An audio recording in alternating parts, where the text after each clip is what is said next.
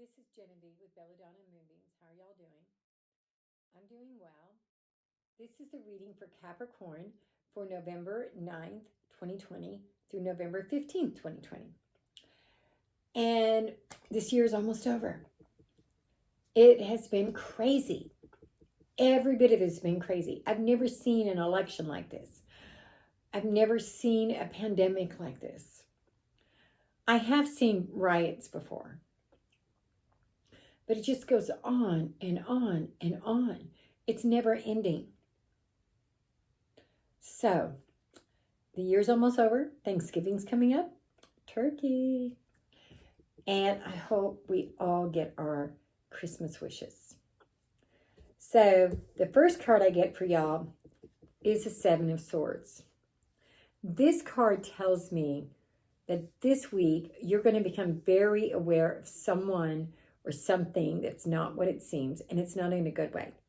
This is a sneaky person that's come in and is stealing all the swords. It could be someone at your work or someone in your home, but there's someone in your life that you need to throw away because they're not worth it, because they are not what they seem.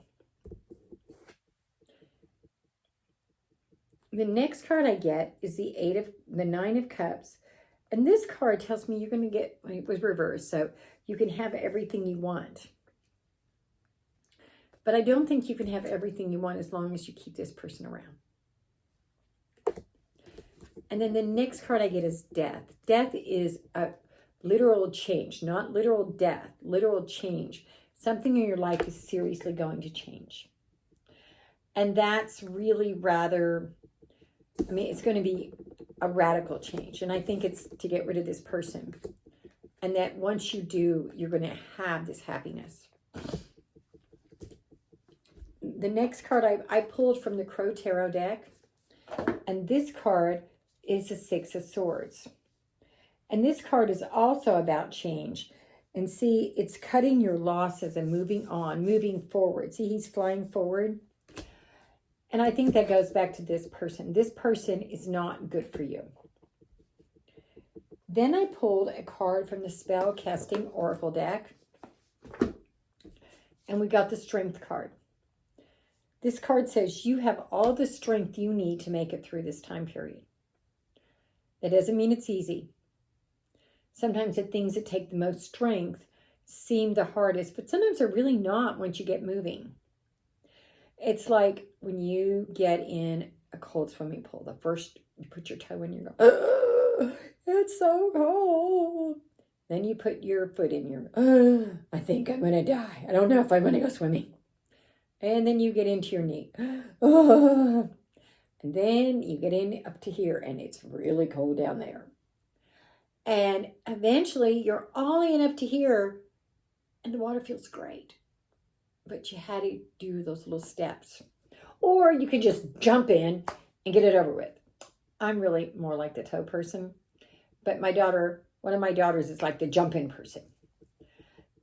But what I'm saying is you have the strength to do it either way. Either toe at a time or just jump in. You can do it. And finally, I pulled a card from the Dragon Oracle deck. This is the deck I opened earlier this week on YouTube. And you get the Golden Christed Dragon.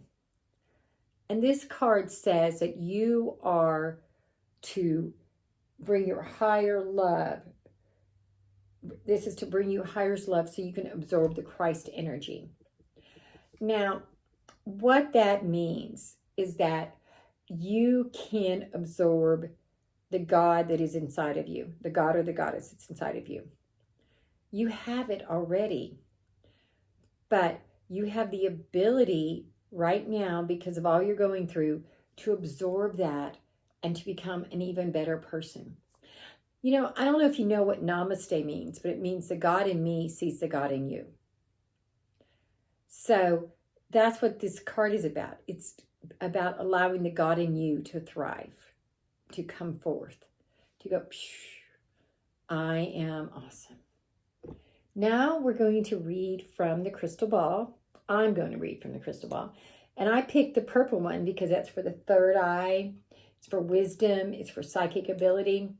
And just because it resonated with me this week. I see a bear. The bear tells me that you need to be stable and stand your ground. Don't give in when this person tries to guilt you into it. Realize that you need to do what's best for you. I see a bow and an arrow. And a bow and an arrow represents moving forward without looking back. Because sometimes when something no longer is serving you, it's just time to move on.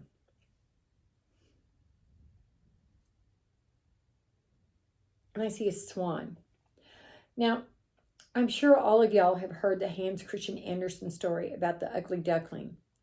Because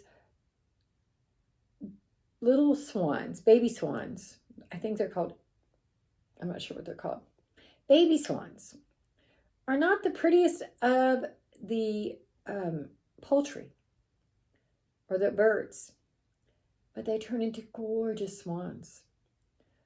And so right now you're feeling like that ugly duckling, but as you move forward and allow the god or the goddess to shine forth in you, and as you stand your ground with your strength, you are going to turn into a gorgeous swan.